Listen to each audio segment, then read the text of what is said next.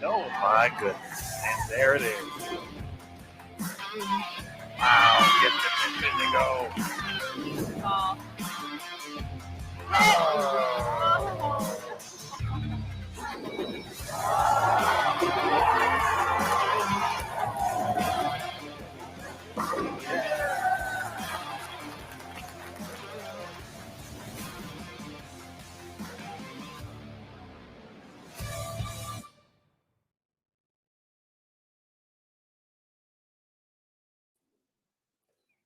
Good afternoon, ladies and gentlemen, and welcome back to Bold TV. My name is Matt Canizaro, and thank you for joining us for continued coverage of the PWBA Tour here in 2021. It's the Bowlers Journal Classic coming up next on Bold TV. We've got the final round of match play from the International Training and Research Center in Arlington, Texas. 6 more games to determine the 4 seeds for our stepladder finals. All of that coming up next here on Bold TV. We'll have again 6 games of round robin match play, 5 games in a position round. Usually that's where the excitement happens. And then 4 players will advance to the finals. That will take place later tonight on Bold TV, 9 p.m. Eastern.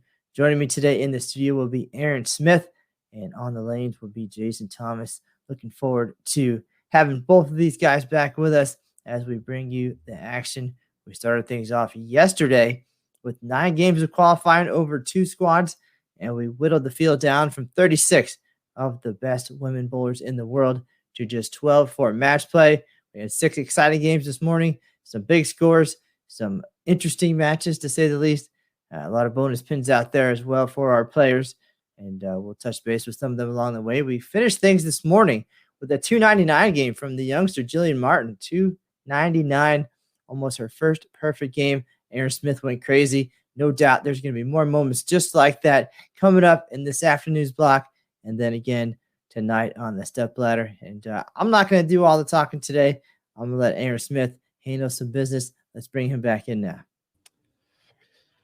Hello, Matthew, and welcome back, everybody, to Bold TV for the Bowlers Journal Classic. It's been super exciting so far. As you mentioned, I lost my mind as Jillian Martin went for 300, so that was super exciting. Awesome way to finish the opening block. But we got a position round coming up in this second block today, so definitely can see a lot of the same excitement and drama come into the lanes. And with that, we'll I was going to say, let's get to a pair of lanes, folks. Maddie, who are we starting with today? Well, I say let's start with Jillian. We finished with her. She gave us a show. She earned the spot. This time in the spotlight. Of course, they'll still give us an opportunity to see some other players nearby. But more than anything, they brought some excitement. You did as well. So I want to see what you have in store for us during these 6 games. Oh, I don't know if I can match that effort, but I am going to try. It looks like Jillian will be taking on Ashley Galante over on lanes 5 through 8. So let's head over there.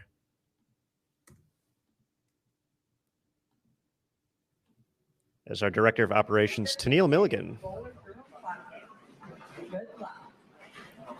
helps kick off the squad. So Aaron, that 299 game got Jillian Martin a nice surge in the standings. She moved all the way up to 6th place. She finished the morning 2-4, and with that big finish, she's now 15 pins out of the stepladder. Again, in 6th place, 4 will advance. Our tournament leader had a great morning block, 6-0, Erin McCarthy. And she was leading for part of the day yesterday and stayed consistent today and picked up 6 victories, averaging nearly 227 for the event. She is followed closely, actually 4 pins away, Danielle McEwen, looking to make a little more history at the ITRC. And then a little bit farther back, 130 behind, Shannon O'Keefe, followed by Maria Jose Rodriguez. Lindsay Boomershine is 5th. She is just 9 pins out of the number right now. And again, Jillian Martin is 6th. But it is a tight race, just as we saw coming into this morning's block. Only 90 pins separating the stepladder from 10th place. So anything can happen. 30 bonus pins per game. We saw some big numbers, a couple 289 games to 299 game. That's a huge push in this format. Of course, nearly 100 pins just for the game itself.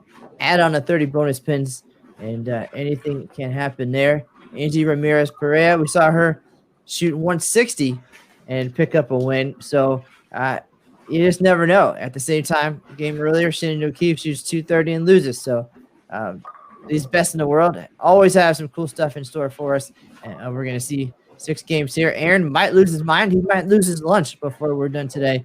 But we'll see. You have to tune in to watch and find out. Absolutely, Matt. And as we kick off, you wanted to see Jillian Martin's see what she was going to do after that epic performance. We're going to be joined also by Aaron McCarthy taking on Angie Ramirez over on 5 and 6, along with Jillian taking on Ashley Galante on 7 and 8. We got a lot of great places for information for you folks. We know a lot of folks are tuning in on Facebook right now. You can head over to pwba.com to get all the information you'll need to find there. For the folks on bowltv.com, you can do the same. pwba.com is a great choice. But also we want to let you know above the chat panel, we got a few different tabs. One of them is an information tab. You can click on that. That'll take you to all the information about the Bowlers Journal Classic and the Kickoff Classic Series. So be sure to check that out as well. As we settle in here to game number 1 for our Facebook crew. This is it. Game 1 is all you get to see. Before we turn it off, we go exclusively to bowltv.com. But the good news about that is that if you go to bowltv.com, create a login, you can watch the rest of this round for free. For that stepladder final a little bit later in the day, however, you're going to have to create a subscription. So, folks, we've been letting you know all week. You got to be prepared for it. Don't be scared. Just create a subscription. We got 4 different options: annual at $79.95, monthly at $9.95, event pass for all 4 stepladder finals. Watch them live for $12.95, or $4.95 for the event pass specifically for the Bowlers Journal Classic. You can click on Join Now, or Join Bowl TV from bowltv.com to get squared away before we get to the excitement tonight, 9 p.m. Eastern. Once again, lanes re-oiled. The 39-foot condition we've seen so much of so far in these first few days. These competitors are very familiar with it. So we're looking forward to see what they have to offer here on their 3rd opportunity on the Fresh. And Aaron McCarthy, as we noted earlier, had a very good time on the Fresh today. Opened with 267, 224. And again, she's the tournament leader, just ahead of Danielle McEwen. Yesterday's qualifying leader, Ashley Galante, again, as you mentioned, taking on Jillian Martin off to the right of our screen. Ashley, in this crazy format, dropped from 1st to 9th, and it was a pretty quick descent, unfortunately, and something she was hoping to avoid, but she only picked up a couple of victories along the way, so some work to do for Ashley, but not far out, only 66 pins out of the number. So, again, tight standings, only 12 players, 4 will advance.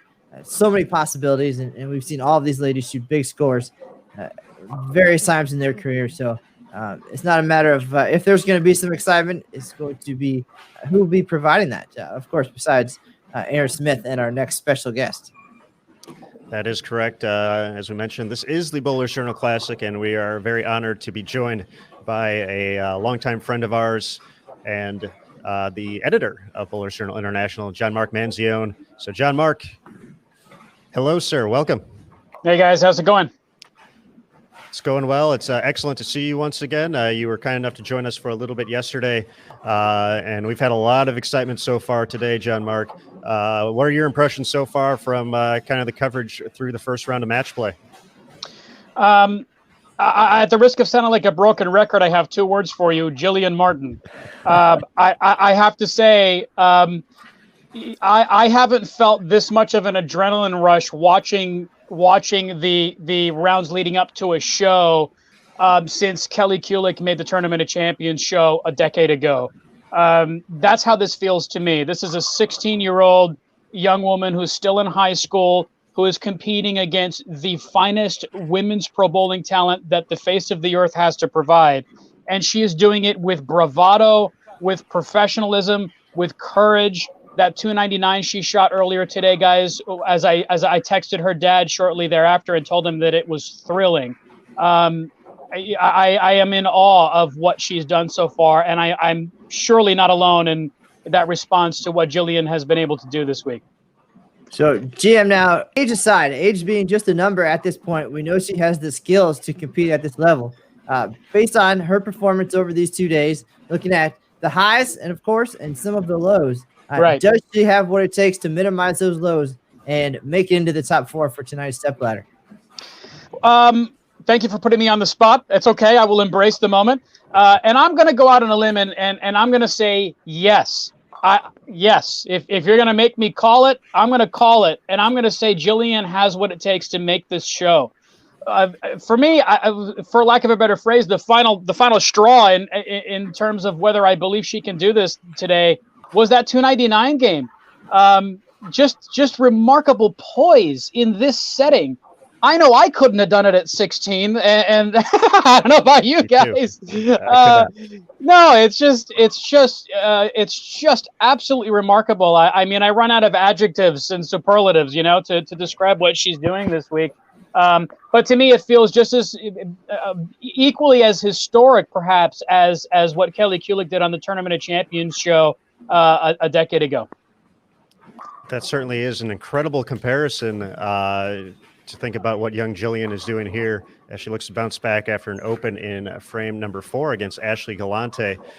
John Mark, I saw something posted a little bit earlier on social media from Bowlers Journal, I believe referencing Judy Sutar joining the PWBA at 16. Could you talk a little bit more about that?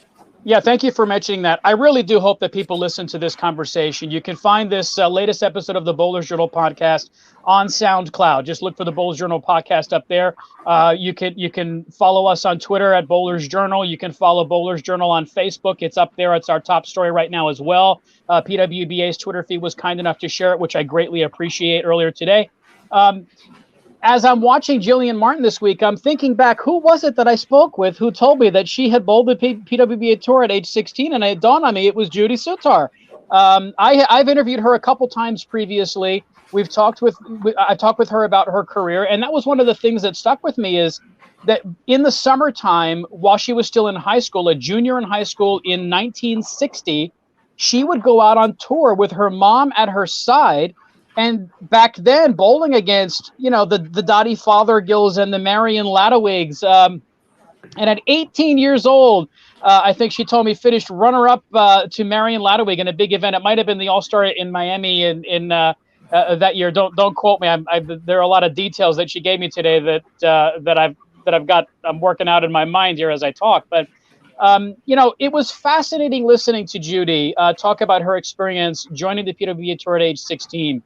One of the things that I thought was really remarkable that she told me was that when you're 16 years old and you're bowling the tour at that age, one of the things you have to be mindful of is that the walls that you're going to hit over the course of a block, no matter how well that block may be going for you, are going to determine whether you've got what it takes to succeed in this setting. Judy told me that she saw 18-year-old kids come out on tour when she was a little older, and she knew as soon as she saw some of them throw a bad shot that they were done for good, that they didn't have the mental makeup to put those bad moments behind them. It might have been a failure in the clutch in a key moment, maybe on a show, maybe leading up to a show. And she just knew in her bones from her experience that that particular player at that very young age was never going to be able to put that behind them. It was going to live with them for as long as they tried to bowl the tour. And that was remarkable to hear her say to me yesterday, guys, because what did we see Jillian Martin do yesterday? What has she proven to us since then? She came out and shot 700 the first 3 games, then shoots 267, 237. That was her first 5 games yesterday. Then she shoots 164, 160. And guess what? She made match play anyway. She came back today, obviously put that behind her because she shot that 299. Here she is in the thick of it, as you mentioned, a couple spots off the show as we speak. So has she passed that test that Judy Sutar described? I would say absolutely and triumphantly, darn near shooting her first sanctioned 300 game in this of all settings. That was one of the fascinating little tidbits that Judy Sutar shared with me today. There's a lot more to that conversation. Again, I hope people listen to it because I do think it provides some context for the history that Jillian Martin is making. And I think it sheds needed light on Judy Sutar as a trailblazer who paved the way for players like Jillian Martin here in 2021, 61 years later, doing what Judy Sutar was able to do back in the day. Last thing I would mention that I think is hilarious and fascinating. When Judy Sutar was having a degree of success, she wasn't winning titles at age 16, but she was hanging in there. She was carrying her own. At age 16, it provoked enough resentment on the PWBA tour at that time, 61 years ago, that they changed the rules to make sure that never again could a 16-year-old bowl the tour. They changed the rules so that you would have to be a high school graduate. However, it didn't succeed in keeping Judy Sutar off the tour at that time because she was already in the tour. She had to be grandfathered in. So if that was an attempt at getting Sutar out of their hair, it didn't work. Sutar goes on to finish runner-up, guys, 13 times between 1960 and 1973 before winning her first title. Finally breaks through, wins the Queens the following year. 2 years later, she's in the Hall of Fame at age 31. So a true trailblazer here. Goes on to be a female tour rep on the PBA 50 tour after she retires in 1990 also, which I think is something that you guys know as well as I do. That's rare to see today, right? A female tour rep on the PBA tour or the PBA 50 tour. Well, she was doing that 25 years ago. So just a fascinating person. Those are just the highlights of what I found to be a really fascinating different angle on what Jillian Martin has been able to achieve to this point this week. Excellent stuff there, John Mark. That's we certainly recognize Judy as one of the greats, a Hall of Famer as well. But a little bit more about her story is very telling and potentially something that young Jillian might seek out in the future to see. Absolutely, potentially learn from Judy's success. Yeah. And eventual Hall of Fame career. Right now, though, having some trouble on the fresh, looking to get things going. A great shot there. And there you go. Yep. And still in this match, too, not too far back of Ashley Galante. Ashley unable to find a double so far. So Galante, a player who had the big day yesterday. She was the qualifying leader and has kind of still in the mix here. She's at plus 273, but down in ninth place. So certainly within reach of that fourth spot, currently belonging to Maria Jose Rodriguez, plus 339. But a little bit back and forth day for Ashley as she fell a little bit farther back in the standings. Well, guys, go ahead. So don't forget Angie Ramirez Perea as well. She's making a move here quietly as we're talking about the other folks, and Angie down in eighth place, and a big game here and some bonus pins, and she's right up there in the mix too. Yeah, Matt, she showed us yesterday that she's perfectly capable of throwing a big game. What did she have? The front eight before I jinxed her, right? In the foundation frame yesterday. So yeah, she's definitely a bulldog out there who can toss a big score when she needs it, no doubt about it. I wanted to mention I spoke with Ashley Galante last night, and I have to say, living in the Tampa Bay area where Ashley Galante lives and bowls also, I see her at bowling events around town. I speak with her. I interact with her. I see her interacting with others. Never in my life have I, and I've known Ashley for years now, heard her sound more determined and more focused than she sounded to me last night.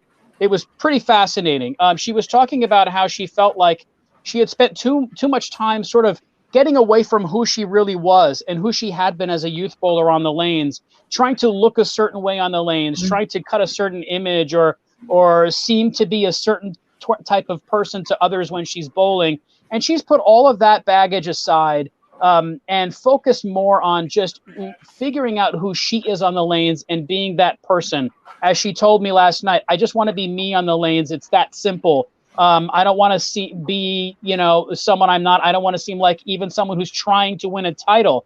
Those things will follow if I can just be me and just be relaxed, confident, and be the bowler I know I can be on the lanes. I would say she certainly was that bowler yesterday, and we'll see what happens the rest of the way here.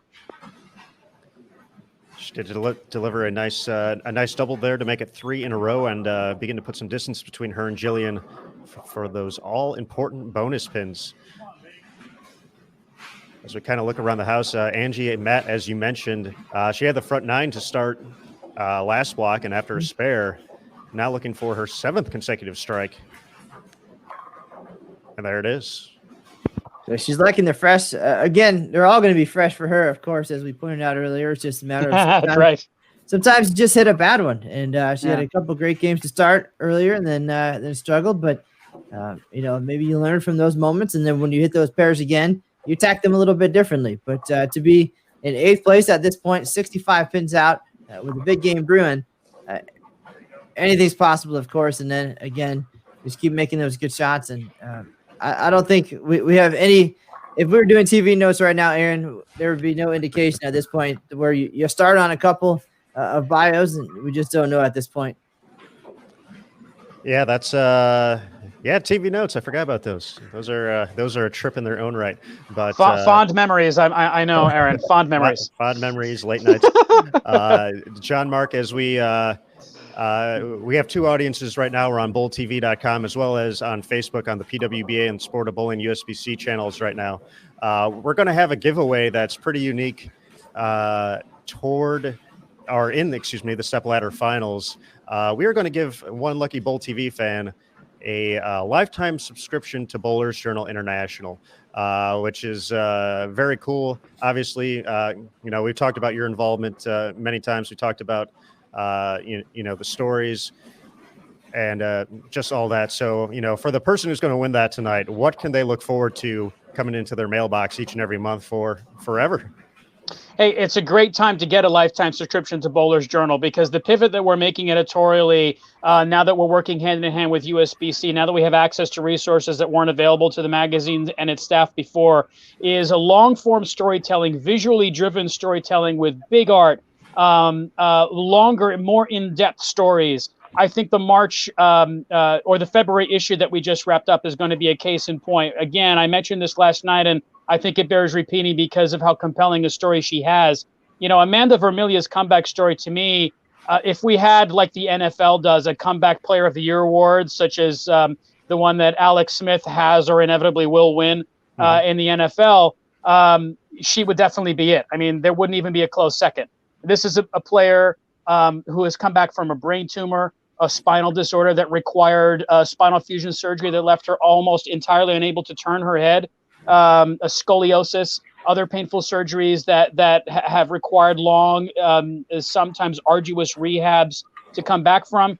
And yet this Team USA veteran and junior Team USA veteran who has made multiple shows in the US Women's Open over her career is going to shoe up on the PWBA Tour later this season. We wanted to go behind that story. What has it taken? What has she been through? Why is she so driven to follow this lifelong dream of winning a PWBA Tour title, as to come back not once, not twice, but multiple times, when lesser souls would have given up, would have said, look, especially, she's got a kid at home, she's got a job to hold down. Nothing has held her back from pursuing this lifelong dream of hers. I hope that it's as inspiring a story as it felt when I was writing it, when I was listening to Amanda and the many people I interviewed for the story tell me about her. That, I think, is a good example of the kind of storytelling that someone getting a lifetime subscription to the magazine tonight can look forward to for months and years to come. Excellent stuff, John Mark. We definitely appreciate that rundown. Amanda's story certainly a phenomenal one. All she's had to fight through to put herself back in position to not only just compete at this level, but just to bowl. In fact, for a couple of years there, she had stepped away. Matt, I believe you talked a little bit about that at the Open Championships. That was her last ball for, I believe, 2 or 3 years before she kind of got comfortable again to actually get out there and get back on the links. And it wasn't an easy return either. There was a lot of celebration around it, starting with 6 or 8 pound bowling balls, throwing a couple of shots at a time. And she didn't know if she would ever bowl competitively again, let alone at all. And to get out there and get to the level that she has, certainly, very inspiring, and looking forward to seeing her again on the lanes in our capacity. And of course, reading the story when it finally arrives too. Yeah, no doubt about it. One of the, I think it was in 2013, she bowled the Open Championships for what she thought that year, Matt, was going to be her last time. She thought she was retiring. And in the 10th frame of her final game in that year's Open Championships, she strikes out in the 10th. The very final ball is a messenger strike, pin tomahawks across the pin deck, and topples over the 10. And Eric Vermillion told me that was one of those moments when it just felt like the pins were telling her she would be back. He said it felt inevitable that she would always find a way to make a comeback. And that has proven true in the 8 years now since then. She, in fact, one of those comebacks she made, and I don't know if this is the year you were referring to, Matt. I think it was 2017. 4 years later, after having been through so much health-wise, Eric Vermillion, her husband, another Team USA veteran with multiple Eagles, as you know, Matt, in the Open Championships, coaches her, doing a one-step delivery, then a three-step delivery. She's using the three-step delivery at the Open Championships and beats Eric Vermillion in all events. So I am absolutely amazed by Amanda, and I hope that people reading the story will feel the same way. Excellent stuff there, John Mark. As we kind of look at what's going on in front of us here, as we get close to wrapping up game one, it looks like Ashley Galante, with that 10 pin from Jillian, is going to be able to secure this victory with just some good pinfall here. Max now for Jillian, 192. 9 out is 196 for Ashley, so she is just good count away. Angie Ramirez, another big game to start the block, 246. Erin McCarthy is going to suffer her first loss, but she has put herself in a great position through the first 6 games of match play to be in the top 4 and to be at the top of the leaderboard. She can still get to 215 this game, but a few miscues early. But as that shot shows right there, I don't think she's going anywhere. I think, as JT alluded to, some potential destiny to have her in this very first event in this environment as part of the stepladder finals. Yeah, there's some kind of irony there, isn't it? That a nurse could be making the show at an event in which there are all these protocols and procedures in place because of a 100-year pandemic. Why not have a nurse on that show, right? We can't make this stuff up, folks. It is happening. It is real. So as we wrap up game number 1, for the folks once again watching on Facebook, these are your final few shots before we're going to go exclusively to bowltv.com. But for the stepladders tonight, 9 p.m. Eastern time, you will need a subscription to watch it live. We kind of mentioned the different options earlier: an annual subscription for $79.95, a monthly for $9.95, an event pass for all 4 stepladder finals at the Kickoff Classic for $12.95, or specifically just for the Bowlers Journal Classic to watch tonight only, live at 9 p.m. Eastern, $4.95. With that, if you subscribe and if you're watching, you're going to be eligible. We talked a little bit about a PS4 as a main prize giveaway, which is pretty cool. We already talked to John Mark about the lifetime subscription to Bowlers Journal International. This just in as well. We're going to be giving away 3 brand new bowling balls, one from Roto Grip, one from Storm, and one from Brunswick. So folks, we're going to be leaving you soon. Just think about that for a second. For potentially for $4.95, you could enter to win one of those, be entered to win one of those great prizes, or you can even enhance your subscription a little bit to get a little bit more. But even at the annual, if you happen to win one of those, that's paid for a couple times over. So we certainly encourage you to check it out tonight. It's going to be incredible. John Mark has already written it down that Jillian Martin is going to bounce back from this rough game 1 and make it absolutely in there. Erin McCarthy has been spot on. Danielle McCune's been tough as well. So we're excited to see it. As we wrap up here, Ashley Galante is going to get the victory. But we hope a lot of folks join for the stepladder finals. It's going to be fun. It's going to be exciting. And we're going to give all that away. So I think that's a winning combination for all the folks out there. So once again, head over to bowltv.com. You can watch the rest of match play with a login only. Free, takes 2 minutes. It's easy to do. And then from there, subscribe for tonight, 9 p.m. Eastern. Final few shots here from Ashley before we say goodbye to our Facebook audience, our Bowl TV audience. We're not going anywhere. John Mark, going to stick around for game 2 as well? Sounds good. All right, we will get to that in just a moment. John Mark, we've historically let our guests pick the pair that we watch here on our main commentary channel. Since we got Red Zone, it's as if I'm watching the Chicago Bears and everything else is happening around. I just want to watch Mitchell Trubisky do Mitch things. But, that may not be happening anymore moving forward, but that's a different story for a different day. But if you got a player in this top 12 you'd like to watch next game, we're going to make it happen. And then we'll talk about that. We'll talk about a few other things as we head into these final 5 games. Well, I'll tell you what, I wouldn't mind keeping my eye on Jillian if that's possible. We can make that happen. We'll find out where she's heading next. So, folks, just one more shot to go here for our Facebook friends. We're going to watch Jillian Martin again. We'll see who she's taking on in game number 2. And if she's on this pair, 1 through 4, we'll get a few extra folks as well. So it's Sweet. all good here as we wrap up game number 1. We got position round tonight too, John Mark.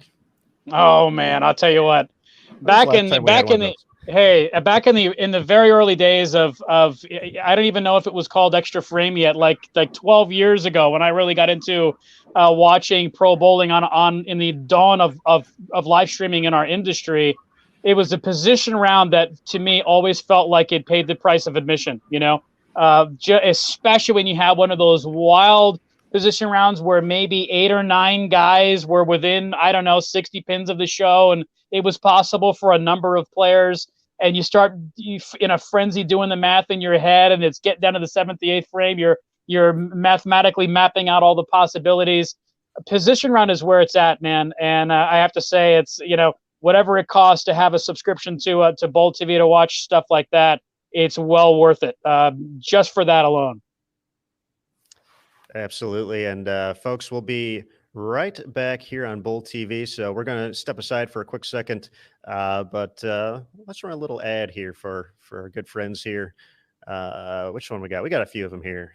Let's see. Let's go with this one. So we'll be right back with John Mark Manzione, editor of Bowlers Journal.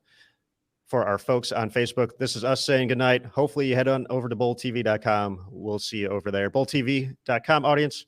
We'll be back in just a moment.